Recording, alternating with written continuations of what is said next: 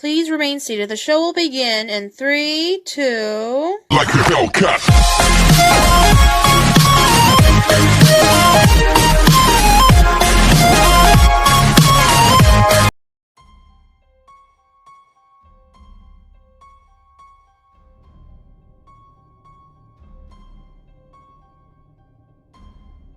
For context, I'm a 22-year-old college senior who is currently an artist and photographer.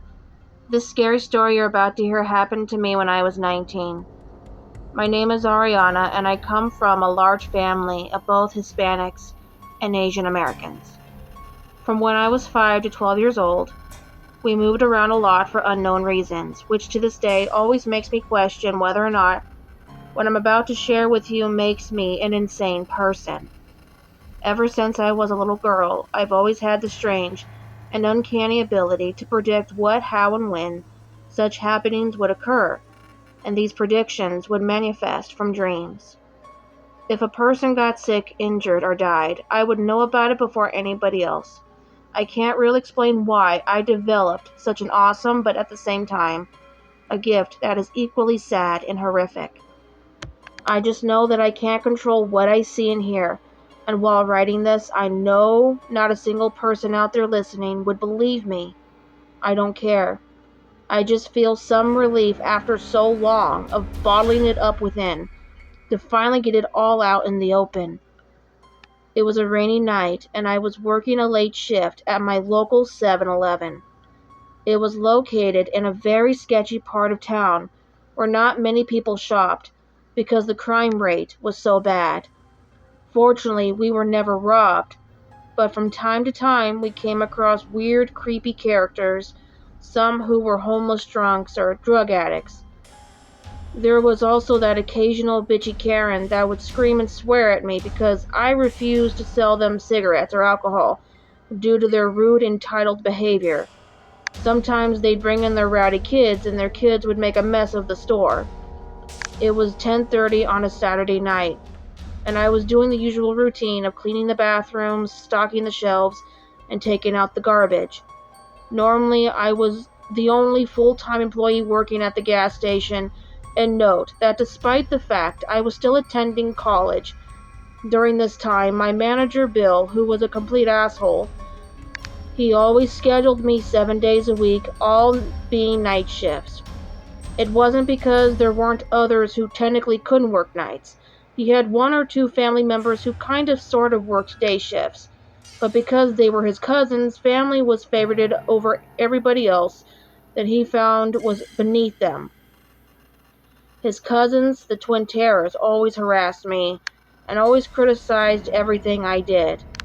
If one item was out of place or there was a little drink spill on the tile floor, they would not hesitate to blatantly insult my intelligence or my appearance. So it's now 11:15 at night, and I was up at the register sitting down in a chair, and I was scrolling through my phone. The parking lot was empty, and again I was by myself. At least I thought I had been. I then saw a black mass zip past the window by the automatic doors and disappear. I blinked, bewildered, but I was overworked and underpaid, deprived of proper sleep, so I figured I just imagined it. I had gone back to texting my now ex-boyfriend, and all of a sudden the lights started flickering, and I heard the back door to the storage room slowly and eerily creak open. I bolted from my seat and saw that it was halfway ajar. I was baffled. I kept that door locked and only went in there to count inventory, and that was a while ago. I was sure I locked it, and then the light bulbs in the room blew up. I jumped, startled, as glass shattered, and I then examined the broken glass on the floor. I just had these light bulbs replaced the week before. I just cleaned up the broken glass and put new bulbs in. As I'm putting in the final bulb by the bathrooms, and as I'm standing on the top step, the ladder began to tilt ever so slightly, and I kid you not, it was starting to tilt forward. I'm beginning to panic because I weighed less than a ladder, and I've never had any problems with it before. I can't explain this. The ladder then levitated a few inches off of the ground and then tipped sideways. That's when I fell, and the ladder went flying across the opposite side of the room and crashed into a shelf, knocking over bottles of soda. I'm laying on my side with luckily only a few bruises, but then a 2-liter bottle of Pepsi began to fluidly dance in front of me, and the bottle cap, without little effort, had popped off before dropping to the floor, then spilling. I was completely and utterly speechless. There is no logical explanation, and at this point, I wondered if I should just leave. But college tuition was expensive, and selling my art wasn't nearly enough to pay the costs. I needed this job. I only had it for about a month, and all the other times were normal. So why were these things happening now, and why me? I had finished cleaning and checked the fuse box in the storage room to make sure there were no further issues. I then left the room and locked the door before returning to the counter. I then saw an old woman walk in as the automatic doors slid open. She was very gaunt, frail, and dark-skinned. The woman wore rags. She appeared homeless. I was watching her stroll along, move from one aisle to the next, and this was going on for 10 minutes till she finally approached to the counter. She just stared at me. I greeted her warmly and asked if she needed my help. This woman just tilted her head and just looked at me. I noticed her eyes were completely white. They had a glow to them due to the dim lighting in the room. I saw that she was blind and carried a cane with her. I asked her again if she needed my help, but she just reached her bony hand out and put something wrapped in blue tissue paper on the counter. She then walked out, and I curiously followed her out into the parking lot. But as soon as I exited, she was already gone. I came back inside, and I hesitantly unwrapped the blue tissue paper to see a small black box. Inside the black box was a key, a gold skull key. I was perplexed. What was going on? None of this was making any sense. Who was that woman, and why would she give me a key? I stuffed the key inside my pant pocket, and I proceeded on with the rest of my shift. I then closed up for the night and went home to my apartment, which was just a couple miles away from where I worked. I exited my car and parked it where I normally did. I lived on the 3rd floor, and my car was parked across from the only window in my room. I was lounging in my bathroom, having just gotten out of the shower and was wearing a towel. It was 2 in the morning, and I had to get up at 6 a.m. to get ready for my first period class at the university. I would only get a few hours of sleep. I then later crawled into bed and turned off the light. I had forgotten to lock my apartment door and left the patio door open. A cool breeze moved into the room, and oftentimes I kept my patio door open because most nights it was hot in the area I had lived, and I couldn't afford air conditioning.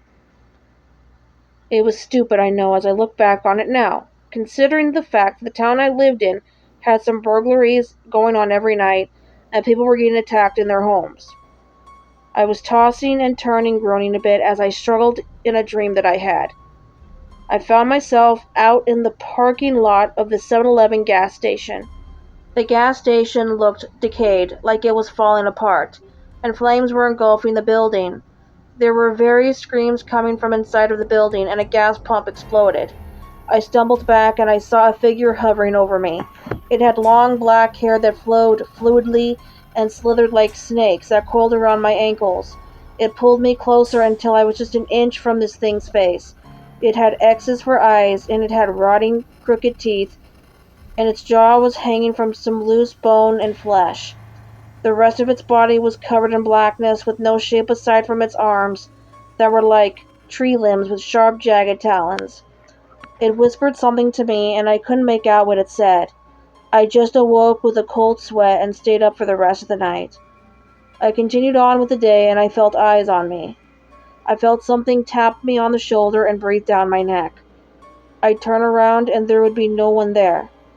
This went on for weeks, and then on a Wednesday night, I was working the register, and there weren't any customers for the past hour and a half.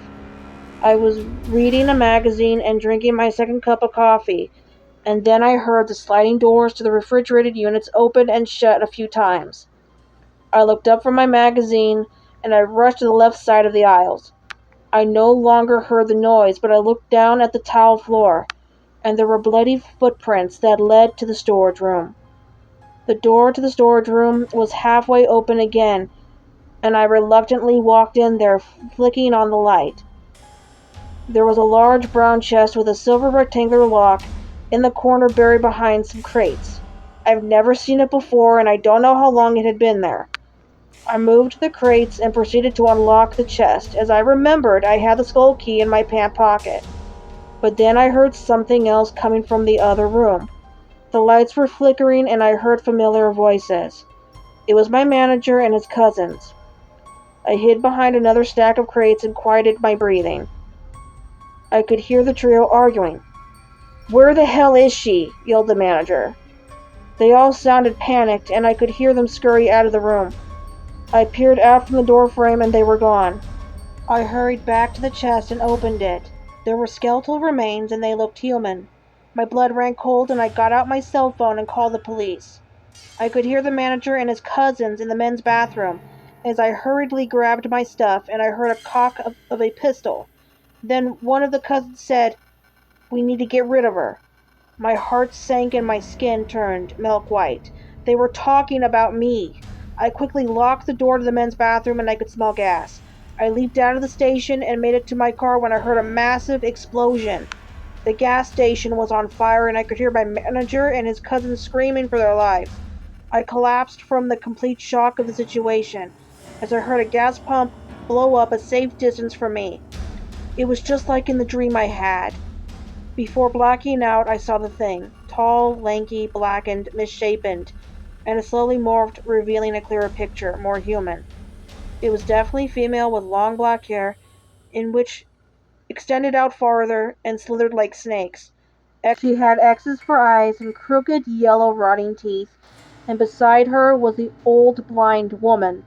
The younger female simply waved, and the old woman just stared and tilted her head at me. They then disappeared, and I passed out. I woke up in the hospital, and I was questioned by police. I explained to them what occurred, and the three cops, including the detective, all looked at each other in disbelief. You must be confused," said the detective, as he scratched his head puzzled.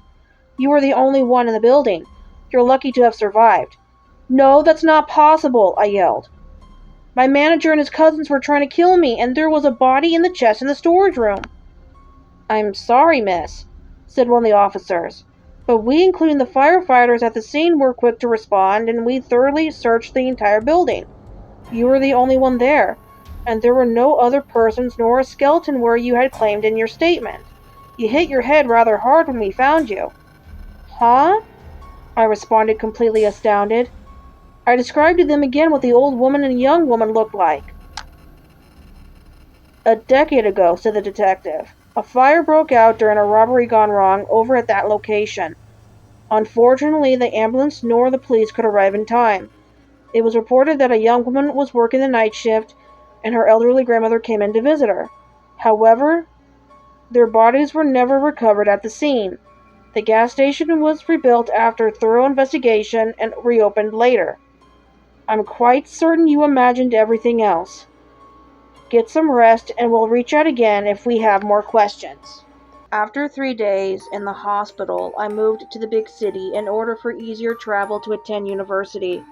I'm now a freelance artist who owns her own studio. I was not kidding before when I said I have the gift of making predictions based off of dreams and visions. It had been so long since that night that I've had premonitions. I'm completely convinced that these dreams do become reality. And you can believe or think what you want about me, dear listener. I don't give a damn if I sound crazy to you. When you are working a late shift anywhere in a town or city where you reside, and you are alone, if you see something unusual that you can't explain, it's probably not your eyes playing tricks.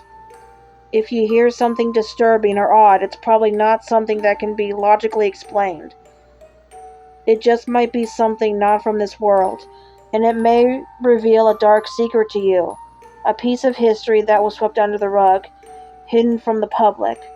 forgotten in time. And while the human body may perish after death, the soul remains still, bound to the place where they met, a sudden, tragic end.